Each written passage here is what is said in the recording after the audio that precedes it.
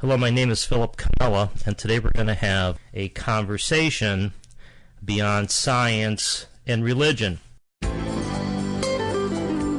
Breaking new ground in thinking, exploring the outer limits of what we know about the world and ourselves, unhindered by common beliefs and perceptions. This is Conversations Beyond Science and Religion, taking on subjects from the Big Bang, the multiverse, and evolution to the supernatural and the new rising consciousness. This is where scientists, philosophers, New Agers, and spiritualists come together to discuss where this world may be heading. Now here's your host, lawyer, philosopher, and the author of The Collapse of Materialism, Philip Camella. Now, during our daily lives, we deal with a lot of mundane matters. These mundane matters grow in importance and consume more time as we get older. Such things as earning a living, putting food on the table, raising children, developing a career. At some point, a few of us, we get to face the big questions, and unfortunately, some of us never get to that point. These questions are ignored, but we know that they're out there. But as long as nobody talks about them, then we pretend they don't exist. But the big questions tend always to haunt us, and at some point, it helps to face them. And I go back always to one of my favorite lines on this topic, which is Socrates, who said the unexamined life is not worth living, which I think is one of those truths that remain in place throughout time. Now, one of these questions that we tend to avoid, which leads to all sorts of other issues, is what is the world made of? And most of us would probably say, well, the world's made of particles, it's made of stuff. But then you have something called quantum theory, which in fact shows that the world is not made out of stuff. And on that point, one of my favorite references is by Robert Laughlin. He won a Nobel Prize in physics. He wrote a book called A Different Universe. He basically says quantum mechanical matter consists of waves of nothing. In fact, what is waving is really an idea. There is really nothing out there. Then there is another line of thinking that says the world is made of information, and I've always liked this one because it sounds so cool, and it really comes from, I think, the DNA molecule, where we know that the DNA molecule is a code for life. It tells protein molecules how to form living organisms in a simplistic way.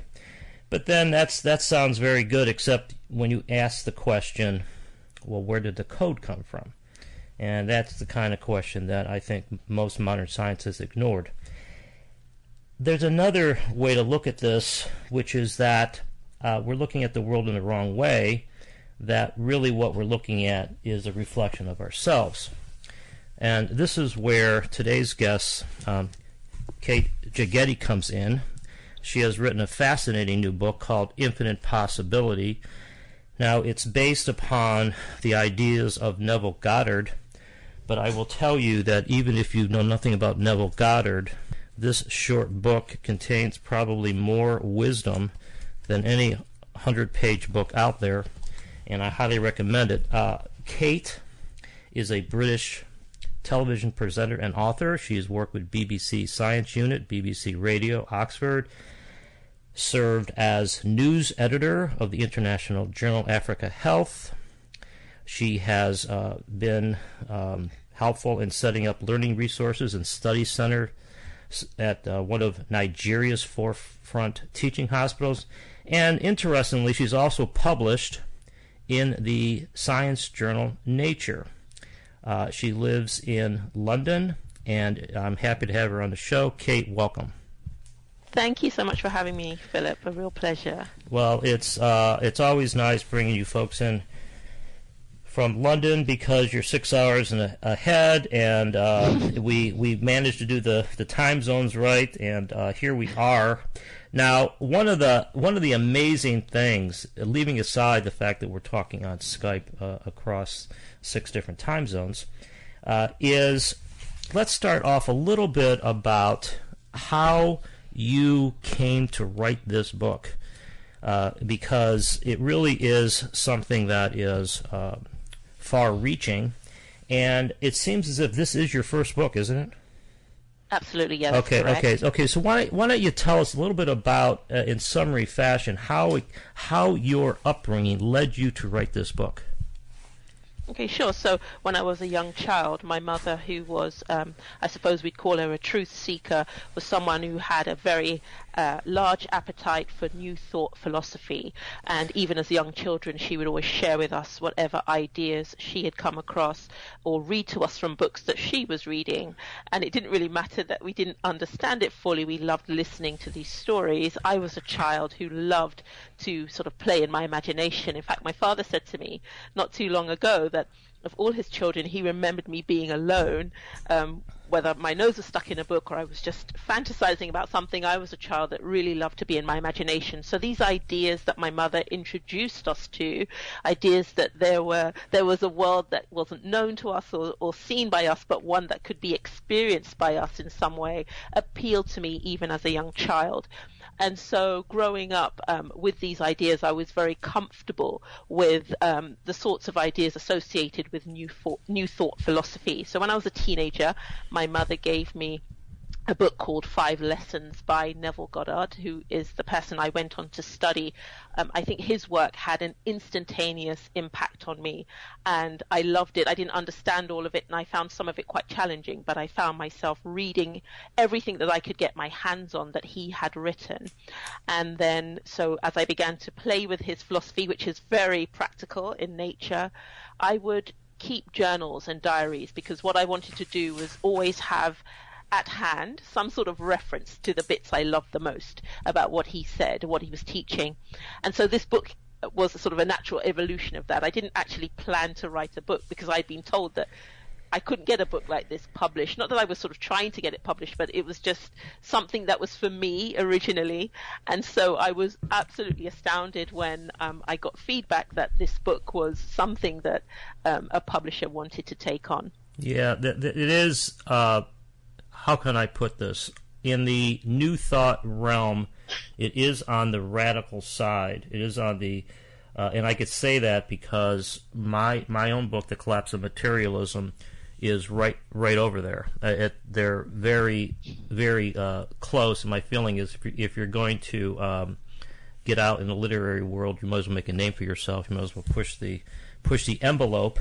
And we're going to get into this because there's a lot of really cool stuff. For those who don't know a lot about Neville Goddard, and frankly, when I read your book, I didn't know about him, and I have read up a little bit. But for those who don't know who Neville Goddard is or his ideas, can I challenge you by trying to summarize briefly? I mean, I could do it myself, but I have a funny feeling. I mean, I've only read a little bit, but I get where he's going, by the way. But can you try to summarize what his themes are or what his underlying premises are? Okay, so I will do my best. I know it's very difficult. I mean, I felt like I feel like I could be worse. I could say put it in one sentence. Okay, no, or, just okay. So I'm going to give you 2 or 3 sentences. Go ahead. Okay. So very quickly, Neville was an Englishman born into an English family on the island of Barbados in 1905, and he travelled over to New York as a teenager to pursue a career in performing arts. He later on he was still a young man, but he met a rabbi called Abdullah who taught him about esoteric occultism and mysticism and this new thought philosophy. Although Neville himself didn't really consider himself part of the new thought world, what his ministry was all about was helping people to understand that the God biblical fame was in fact the human imagination, and that the human imagination was not a function of the mind as we'd been taught it was, but it was our substantive nature, or the nature of consciousness, as it were.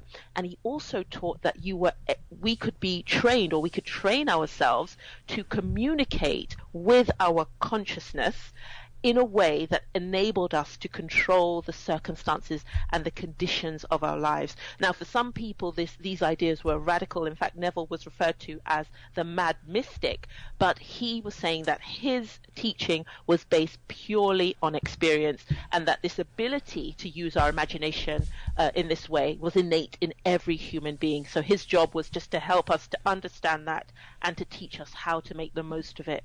That was really well done. I want to make a couple observations here, that some of which are ironic and almost humorous. But one of them is this whole thing about new thought. Every time someone says new thought, I'm thinking it's really old thought recast in modern language. And those who have read the Upanishads or the Bhagavad Gita know that what today we call a new thought is really updated old thought. But that's just my own. And I think we'll get to that a little bit. The other thing is what I try to do on this show and in my own work, and I try to do it in the opening of this show, is to tie in the new thought material, which is this, for example, the notion that we create our own world, that euphemism or that saying, with the fact that under quantum theory, we don't know if anything other than consciousness really exists. So it's not as if these are radical thoughts. I think that they are common sense extrapolations from what we know. And so I think what we see out in our culture, although it's getting better, is that there is a disconnect between the orthodox way of looking at things. For example, the orthodox literal interpretation of the Bible, or the literal materialistic worldview of modern science. Those are put in two categories. And then you have something called new thought. I happen to think they're all sort of the same, and we just haven't broken down the barriers.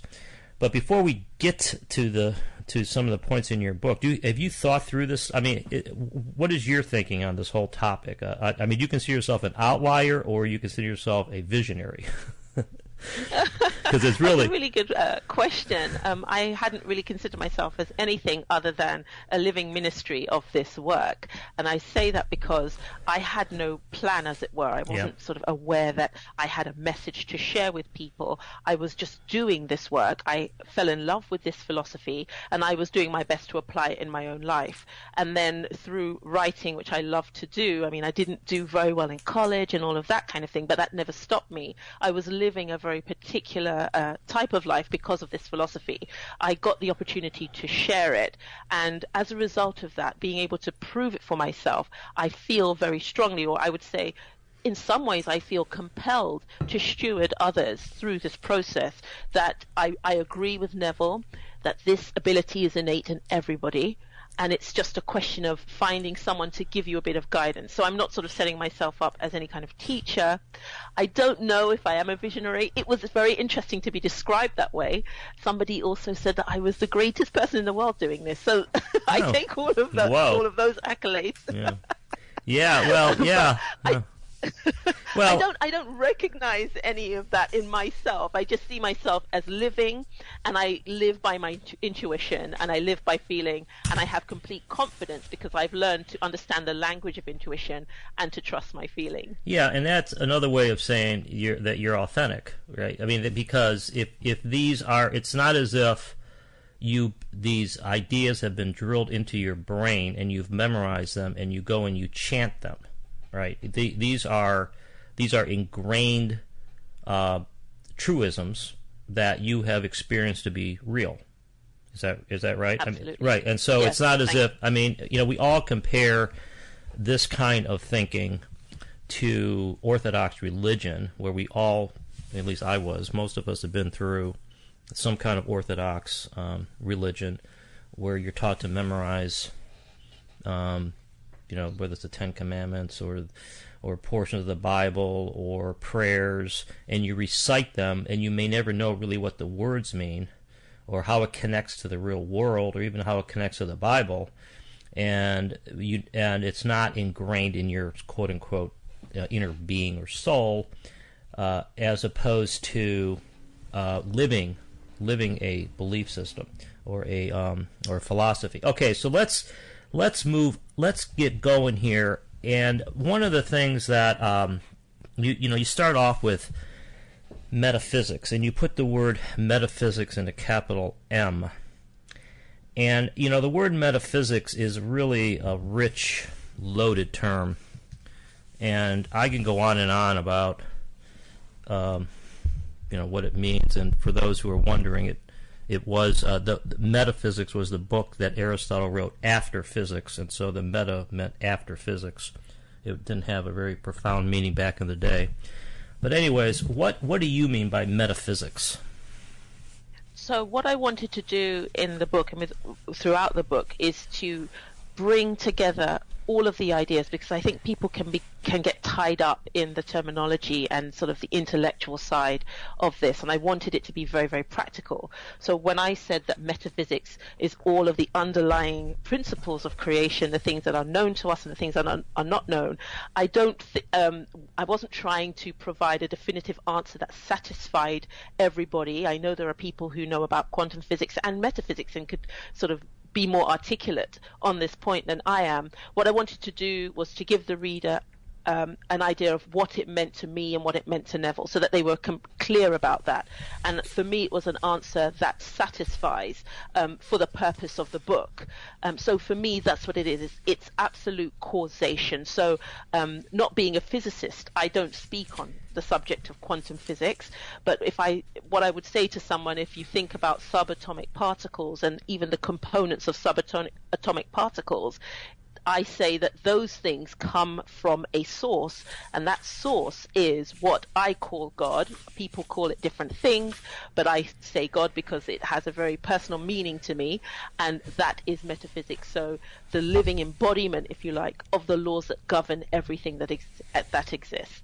Yeah, okay, so in summary, it seems as if when you use metaphysics, you really mean Neville Goddard's metaphysics, I think. Yes. And that would be the seemingly profound statement that God is the human imagination.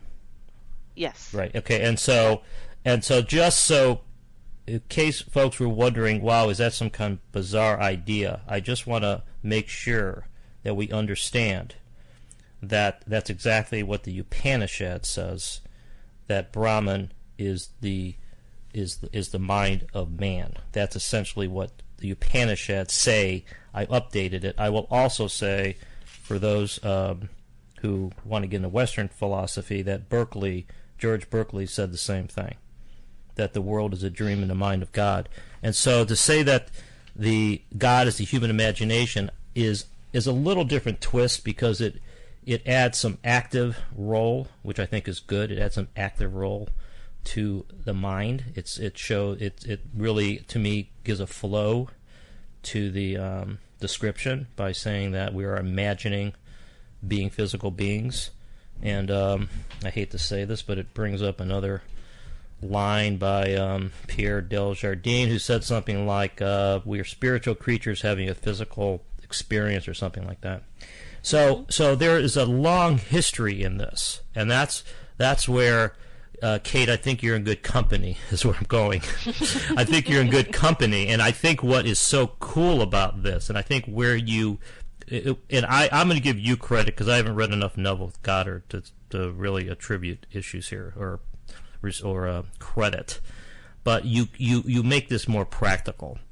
And one last thing I'm going to add is that the book The Secret was such a overwhelming success, and there's so many books like that based upon intentionality. Intend your result and focus, and it'll happen. And this is just, to me, a little deeper spin on that. So let me go in that direction right now. I take it you're familiar with The Secret, the book, and that whole area? Absolutely. Okay. So what is different between what you're saying and what The Secret says?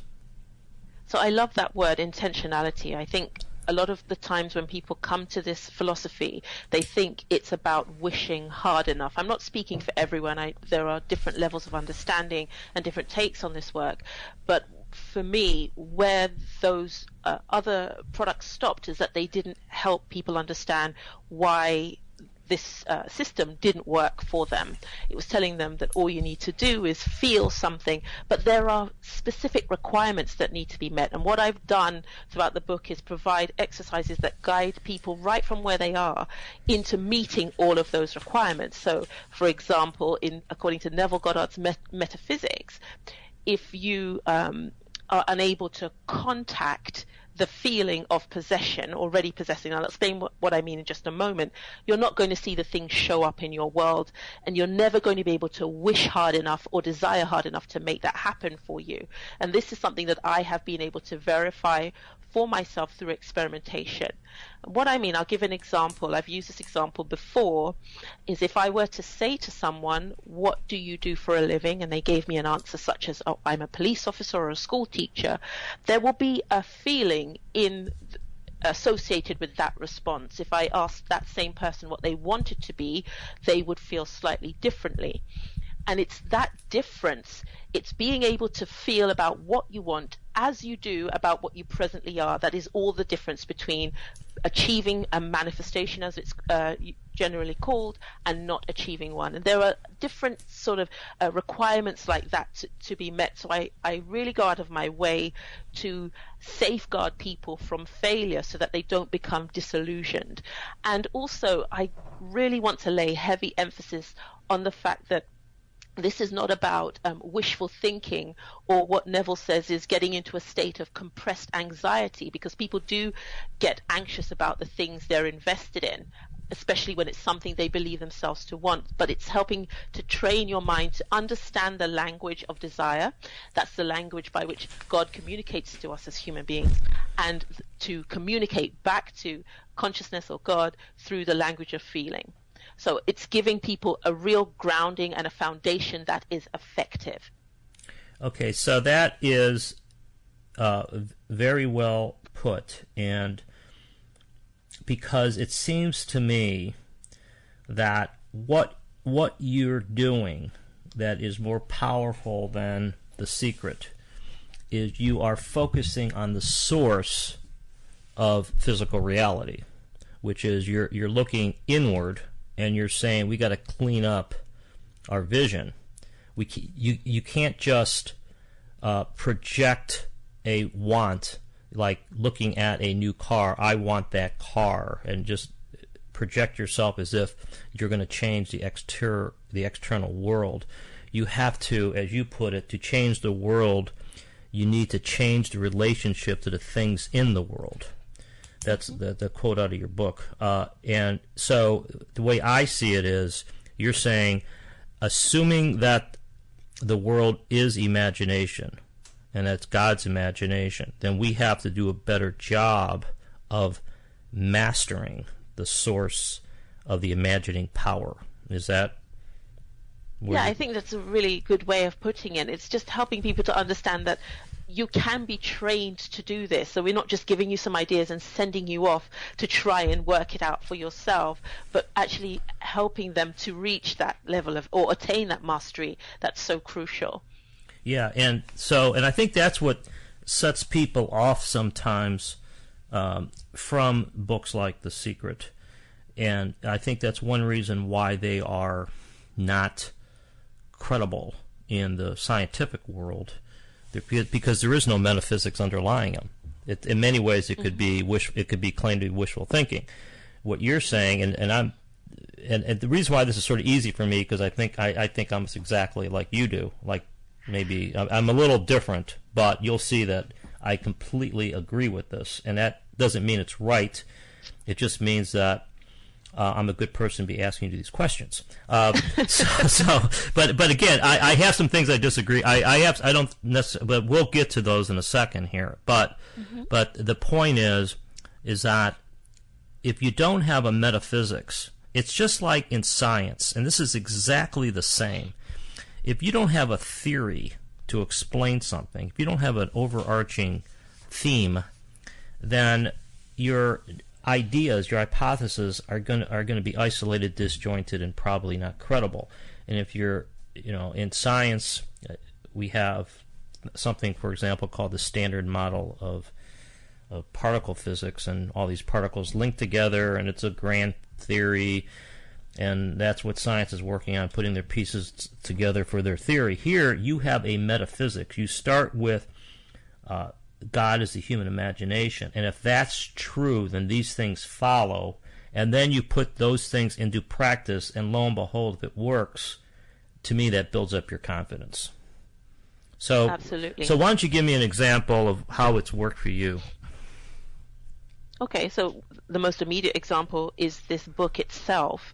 When I decided that, okay, I would write a book or organize my notes and everything that I'd done over the years into book form, and the book went out, I was originally kind of excited about it. You know, I did the letter and all of that, and I sent off the chapters, and then you're waiting to hear back, and then you get the no.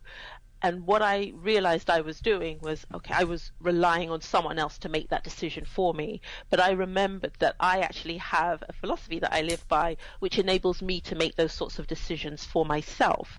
And so when I sent it off to the publisher that has actually published the book, my first response was no, but I wasn't dissuaded by that. I held on to the feeling that the answer was yes. So I was able to be completely dismissive of that no.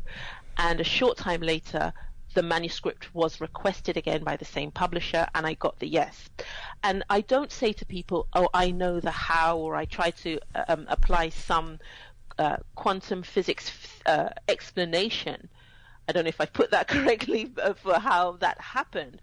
I just know that what Neville says is, if you can contact the feeling of already having. So if I think about the fact that I now hold this book in my hand, it's an absolute certainty. I feel something specific. If I can contact that feeling even before I'm physically holding this book, the book will show up at the right time and all of that. And that's what happened. I mean, I've used it in many, many different ways throughout my life, but I thought it would be nice to actually use this book as an example of what I'm saying. So when I made the decision that this book would be published, I contacted the feeling that it was already done. And I help people to understand how to do that for themselves. And the result is, here is the book. Okay, that's a great example, and this is where things, I think, get very interesting and bordering on the profound, and because what you've said, I think, to me, brings up the concept of determinism. And let me explain. Most of us believe that events happen beyond our control, that we can't change the future, that if that things happen, and this is completely the case in the materialistic worldview, where because there's no connection between mind and matter in the current scientific worldview, our hopes, dreams, aspirations can have no effect upon physical reality, the story of our lives, etc., etc. If you change your mindset or your metaphysics to this human imagination outlook, things are exactly reversed. You can change the world. Now, but here I might as well bring up my major problem with this right now, because it's related to what I just said, which is, how can one person alter the dream of God? Isn't it, or the imagination of God? Is there power in numbers? And so where does that fit in? Do you see what I'm saying here? I mean, this is not an individual pursuit, because we don't imagine the world ourselves. We're just part of it. So there's a line. Oh, go ahead. Okay, so there's a line in one of Neville's lectures that said that God is never in competition with himself, that there is only one mind, and that we are the Elohim, so God as many sons. So even though we are individualized, you are very separate from me with your own experiences, your own family, your own profession, and all of that. And here I am all the way in the UK with my own family, my own life and experiences. We are at source the same thing. And although we may not consciously be aware of our union and our sameness in that way, we are aware of it at the subconscious level. And because we are thinking in concert, we are actually all working together, although we may not know that that is the case. And so it's not a question of one person changing the mind of God. What happens is that what you are thinking is actually in harmony with what everyone else is thinking, that we are all operating as part of a unified drama, if you like. Now, the esoteric stuff, I am still studying. I mean, I've been studying this for a long time. Yeah. I lay heavy emphasis on the practical side. So I don't want to sort of get tongue-tied or give an answer that's unclear to the audience, but just to say that we are one. We are individualized as in human form, but substantively consciousness unifies us, and because of that it's not the case of one person changing the dream of God, but that we are all on some level in agreement to the changes that take place in the world. Okay, yeah, that is, I think, the most difficult question, which is why I asked it. I asked you it. I think it is the most. I mean, I could come up with a hypothetical, which would be: suppose there's two people, both wanting to publish a book similar to yours. You know, maybe they're different, but they're both very deserving to be published, and the publisher could only publish one of them, and both prospective authors are using the same Neville Goddard methods, but only one could be published. And so, at some point, there's a conflict. See, I don't know. I mean, this is where, and I don't have an answer to that myself. I mean, I sort of do, but where I go with this, and just to cut to the chase, see, I think that the goal here is to adopt Neville Goddard's metaphysics as the scientific metaphysics, as the governing worldview. This is where I'm at. So just to show you that I might be one step more radical than you. It's hard, I know, but I'm at least in competition on the radicalness. But in any event, this is where I'm going with it. I think we need to change the metaphysics of science's metaphysics, and I have a lot of discussions with people like this. But anyways, now just to get radical even more, I thought this was very, very interesting, because I've never heard this put this way. Here's a quote. I think this is I don't know if this is you or Neville, but it says, "The Bible is a psychological document having no basis in religious dogma, and is one of the greatest phenomena known to mankind. Understanding it will transform your life." So this is I guess this is out of Neville Goddard, but this is an amazing position. It's a psychological document having no basis in religious dogma. Can you expand upon that?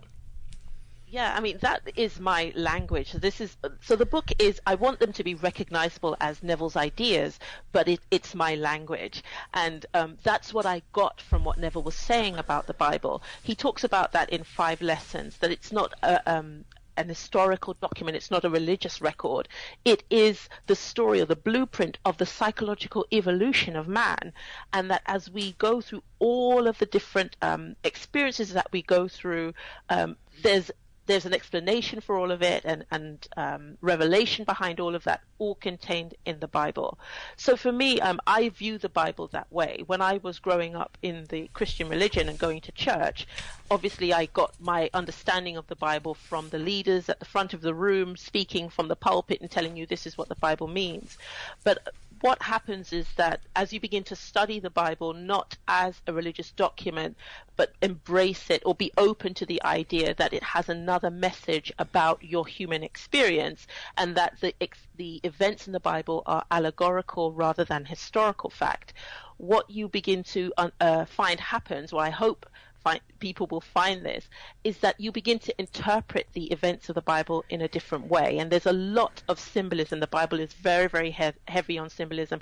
Please, I don't want to have to give any examples. No, that's fine. No, that's fine. Okay, so but that's the bit. It's life changing when you actually understand what this document is talking to. It's talking to us about the human experience. Yeah. This is Philip Camella. This is Conversations Beyond Science and Religion. I'm speaking with Kate Jegede about her new book, Infinite Possibility, and we're talking right now about whether the Bible is in fact a psychological document having no basis in religious dogma. Now, I happen to think that that's true for the most part. What I don't see why it couldn't be both, though. I don't see why it couldn't be historical and psychological at the same time, because if we're living, go ahead. So, I mean, Neville does say it's wrapped in the garb of history, and so it was written in the style of the era, Right. giving examples of the kind of pageantry and ritual that used to take place in the time that it was written. I mean, there are people who are scholars on the Bible who can speak for hours on this kind of thing, Right. but yes, it has historical significance, but it's not just that. So Yeah. you're right, it is both. Yeah, well, I think that is a better way. Well, to be consistent, I think you have to say that, because, and that's my feeling about it, is that if the world is the imagination of God, which I think it is, then we are seeing history filter through the imagination. And you have another great line here, which is very simply put. It says, God is not man, God became man so that man can awaken as God, which is sort of exactly, to me, the theme of the story. You project God as being outside of yourself, and gradually humankind realizes that it itself is God, which is basically what the underlying theme of enlightenment is, as far as I know. The whole issue about in Brahma, where you realize that yourself is part of the self of God, is exactly the same. It's exactly the same thing. But what is good here is that you're putting it into very practical language. With that, I'd like to move to a couple of your lessons, which I think they're really cool. And what's good about this, for those listening in, is that they're very short, and it's such a well done book, in the sense that you don't go on and on like I would. I mean, I go on and on with the logic and the citations, and I think that's what I'm about. I'm a practicing lawyer, so I believe in supporting what I say. But you have very simple, practical points to make, and then you come up with these exercises. And I'd like to just, maybe you could pick one that you think is particularly helpful, whether it's the prayer, self-observation, the mirror. But why don't you tell the listener about one of your exercises and how it could help them? Okay, great. So I'd like to offer a little context as well, Sure. because I made the book deliberately short in this way so that it wasn't exhaustive, and that anybody from anywhere could pick it up and sort of understand what was being said to them and be inspired, or at least curious enough to want to try them out. Because I'm a firm believer in, once you get the ball rolling, then what you can do is then expand on these exercises to suit your own temperament. But one of the exercises that I think is really wonderful, particularly for people who are unfamiliar with New Thought, is to do the one, it's in the chapter Believing the Unbelievable. And what it is inviting you to adopt a specific mood before you sleep. So for me, in my work, I haven't laid much emphasis or much importance on trying to persuade people or support by argument what I'm saying. What I have done is instead said, look, just try this, see how you feel about it.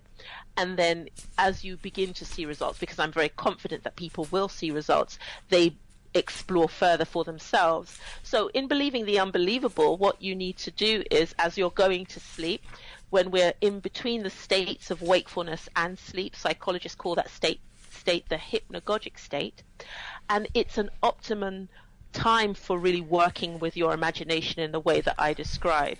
So if you're going to go to sleep and think about something anyway, instead of just thinking about what went wrong throughout the day or what you're worried about, why don't you think about something pleasant or something that you could see yourself doing, being, or having, and then really try to become very aware of that mood so that it intensifies. And as you focus on it, it will get stronger and you will be able to notice it better and better. And as you sleep in that mood, what I am suggesting is that when you wake up the next day, you will see reflected back to you something that confirms the mood. Now, when you're first starting this type of work, you are not going to be able necessarily to identify the correlation between this activity that you've done and the events that are happening in your day, but just notice if you're someone given to negativity or anxiety, how things maybe go a bit better or smoother, or a relationship with someone feels a bit better or a bit freer,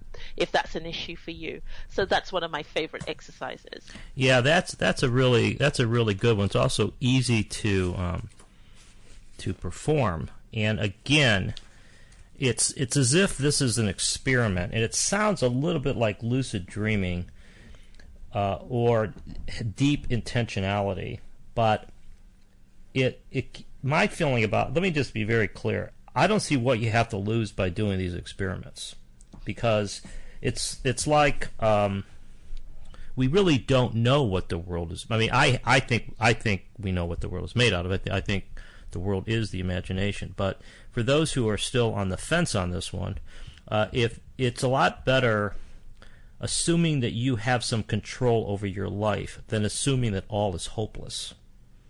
That's a very, and then, Kate, something that you do a very clean job of, isn't it, well, where does doubt and fear fit into this?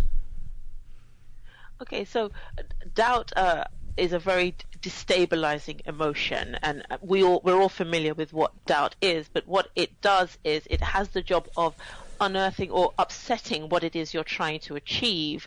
So what I encourage people to do is to keep what they're doing private and keep it I prefer the word private to secret, but let it be a very personal and intimate thing, so you don't need to tell anyone what you're doing, what you're going through. And the reason for that is, as you start to discuss it, if you kind of misconstrue a response from someone who doesn't know what you're talking about, or has no interest or disbelieves what you're saying, you will begin to feel uncertain and will not be able to maintain the intensity of the feeling that is necessary to bring about what you're trying to achieve. So Neville speaks very clearly about feeling being the secret. That is the language by which we communicate with consciousness to give us what it is we look for. And you're trying to achieve a feeling of already being in possession of something, or already doing something, or already being something.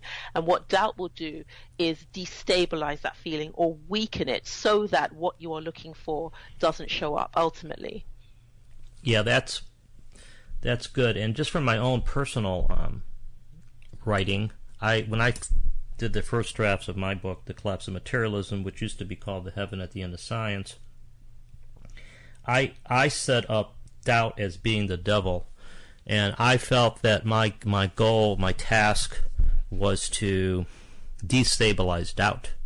And that's why when I did my book, there's hundreds of footnotes. I already said I'm a lawyer and I footnote things, because my feeling was that if I dissemble doubt logically, then it could not appear. It worked for me.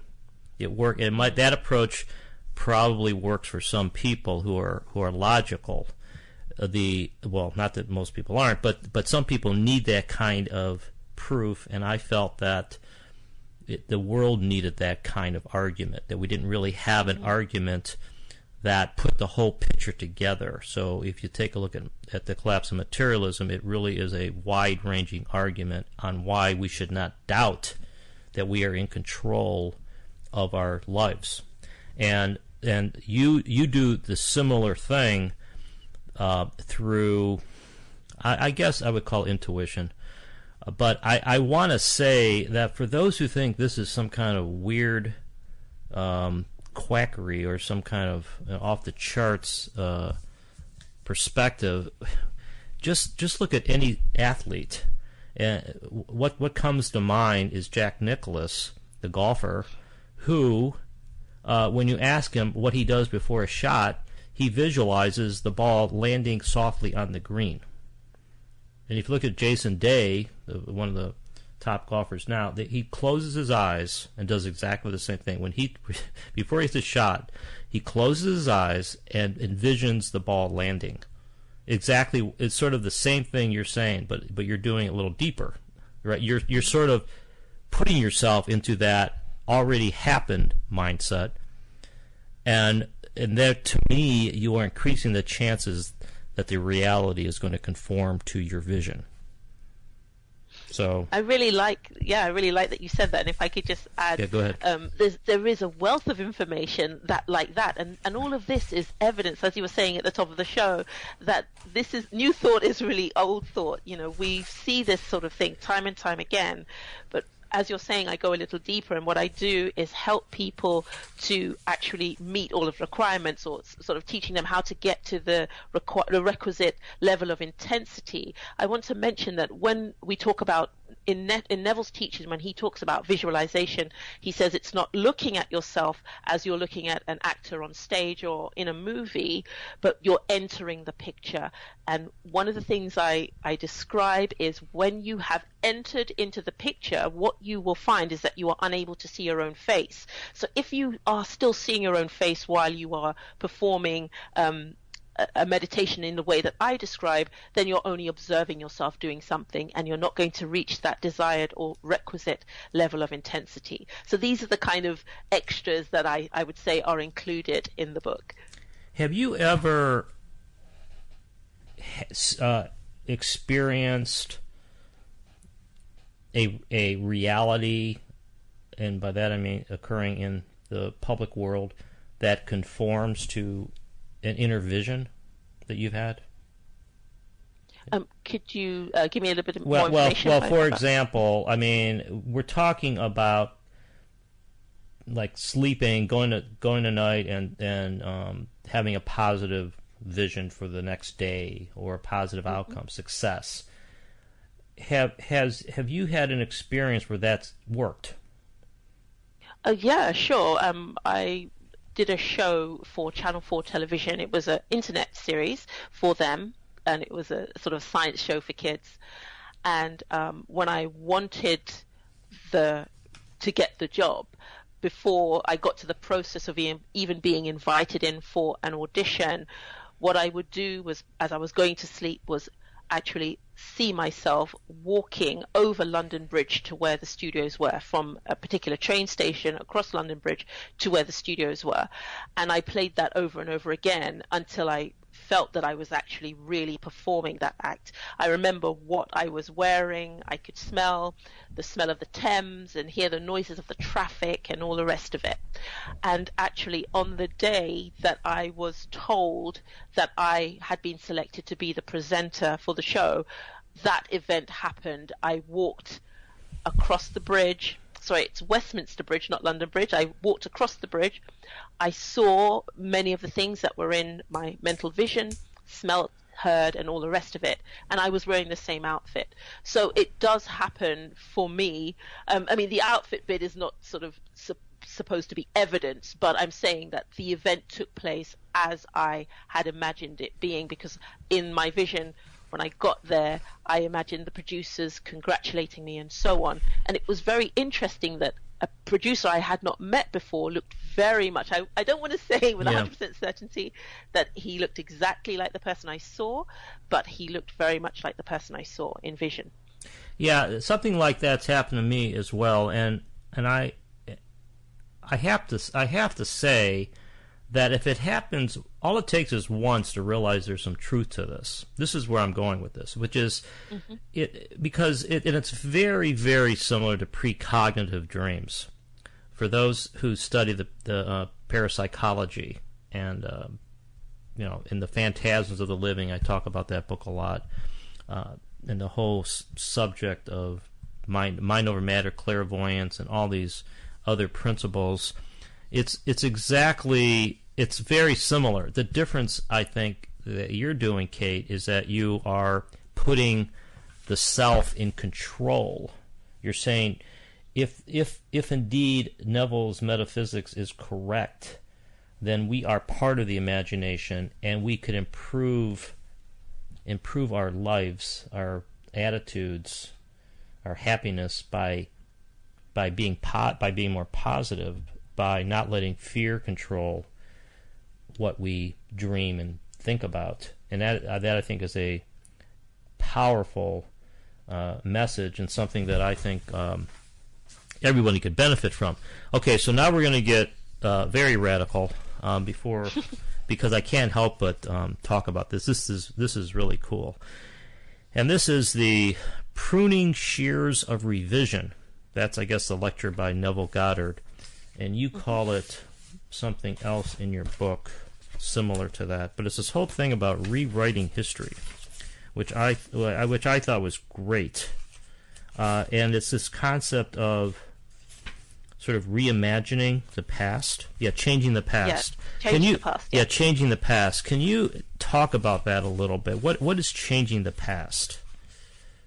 Okay, so what we're saying with Neville's philosophy is that all of our experiences are imagined, and if that is the case, if that's true, then you can reimagine something. So what he's saying is you revisit an event that didn't go in the way that you want it for whatever reason, and you relive that experience as you wished it had gone instead. And what that does is that it shifts your experience to one that is in alignment, that had the one you imagined taken place instead of what had actually taken place, you now find yourself living in alignment with that. Now, I know it's a very difficult idea for people, but if you think about the fact that our experience is imagined, then it's not that difficult to comprehend.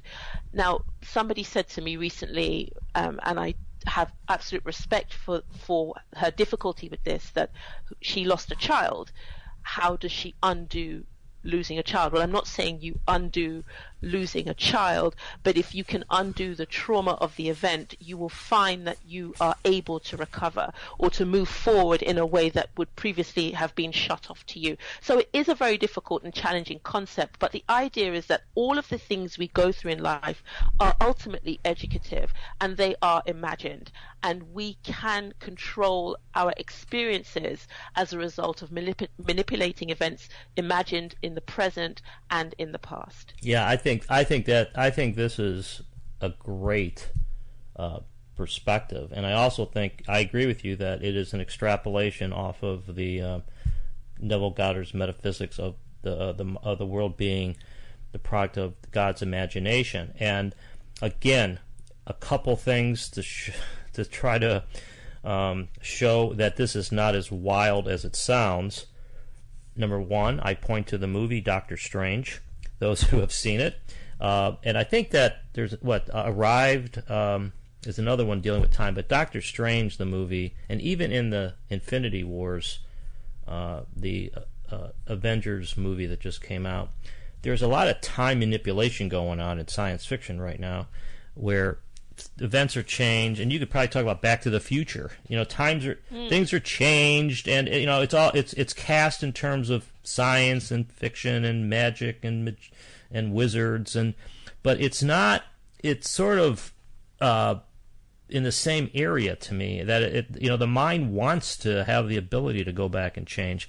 And then I will connect this to, believe it or not, quantum physics, and by the way, I'm not a orthodox interpreter of quantum physics, and we don't have time for me to get into it. It's detailed in my book. What my views are, I think, parenthetically, quantum physics supports exactly everything we're saying here. But there are these past choice experiments done in quantum physics. If you put into Google, you put in past choice experiments or changing history, there is a way to do these quantum physics tests that change the results in the past. So this is not that unusual. I also think it's very, how can I put this? It's very therapeutic, because we all have experiences every day where we wish we would have acted differently. I tend to be impatient with computer technicians just because I want things done quickly, and sometimes that's not possible. And you think, well, maybe I should have been more patient. And there's all sorts of And I go the same direction, which is why not give it a try? So I really think the prunes, and I'm using the pruning shears of revision because that is just an amazing title, which I guess was a lecture by Neville Goddard. And folks, if you want to go on the internet, I pulled it up myself this morning, the pruning shears of revision. So that is an amazing feature of what we're talking about here. There's another chapter in your book that's similar. It's called Success, and there's a quote that maybe you could elaborate on. When you believe that what you are imagining is true, you are guaranteeing your success in bringing what you imagine into physical view. Sort of the same thing, but it's a beautiful, concise way to put it. So what's a lesson on that one? What can a person do to implement that one?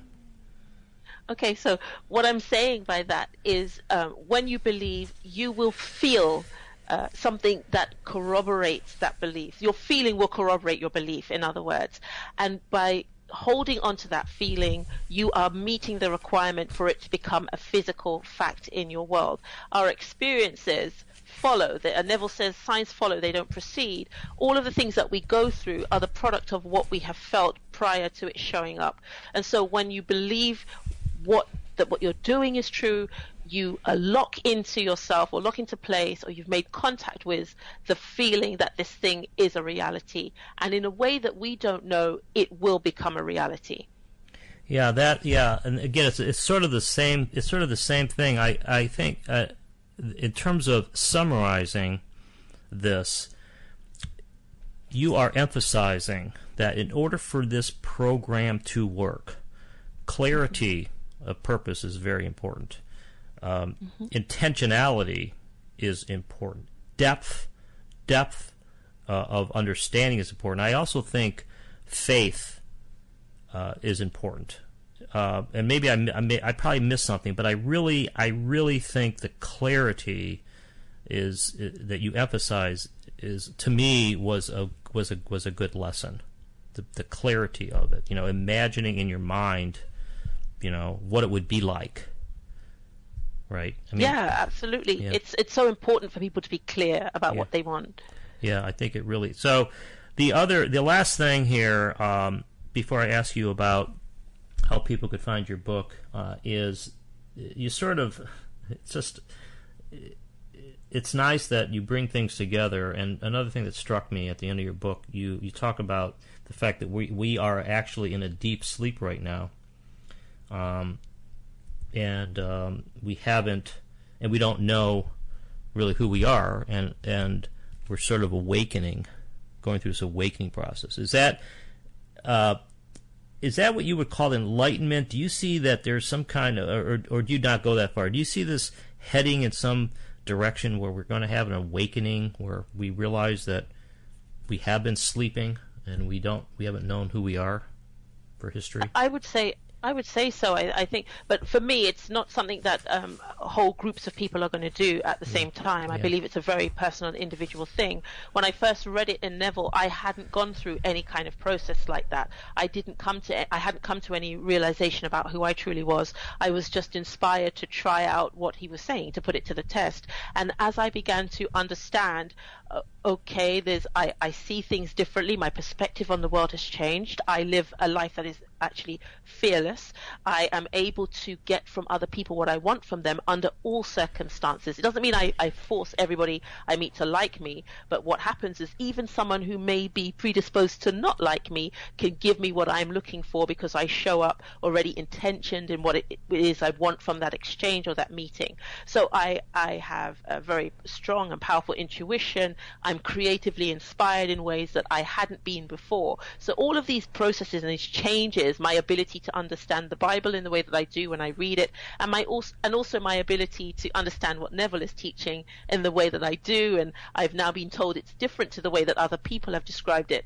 All of this confirmed to me that what Neville was saying is true, and this is in addition to me putting his teachings to the test and getting the results that I have gotten. So I do believe when Neville says that it will happen to you, I do believe it will happen to everyone, because it hadn't happened to me at the time that I came to Neville, but it subsequently happened. Yeah. That's great. Okay, so we've come to the end here. Why don't you just tell the listeners where to find your book and maybe how to find out more about what you're up to? Okay, so if anybody wants to connect with me, they can do that on Facebook at facebook.com, and it's /Kate, Kate, .Jegede, Jegede.7. You can also find me by my name, but you have to use Catherine Jegede on the penguinrandomhouse.com website. So just search for me under authors, and I'm there. And then also the book is available on Amazon, Barnes & Noble, but Penguin has more information about all the places that the book is available. That's great. And in closing, I want to add that for those who are looking for I think calling this self-help is really not a good enough description. But for those who want a book that really capsulizes this new thought urge idea that we can control, determine, improve our lives, this is really the book to get. I think this is a lot more helpful, a lot more insightful than books like The Secret. It's also short, and it's for some people it's probably going to be viewed as sort of a wild, out there kind of perspective, but it really does connect with the history of ideas here, and it really is, I think, where things are leading, that if indeed this metaphysics that we are part of God's imagination is true, then we better do the best we can to try to improve the imagination and therefore improve the world we live in and our lives. Kate, thank you very much. It's been a pleasure. My name is Philip Camella. This is Conversations Beyond Science and Religion. Thank you for listening. You've been listening to Conversations Beyond Science and Religion, hosted by Philip Camella. To find out more about Philip and his book, The Collapse of Materialism, visit thecollapseofmaterialism.com.